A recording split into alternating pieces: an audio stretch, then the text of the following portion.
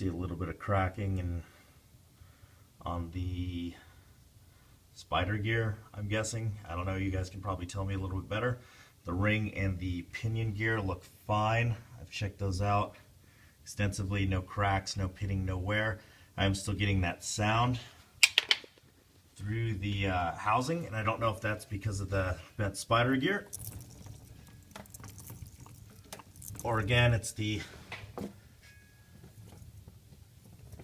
wheel bearing that's actually making noise through the shaft. So anything that you guys could tell me would be much appreciated, as I would really like to get this thing back on the road and back to work. Thanks, guys.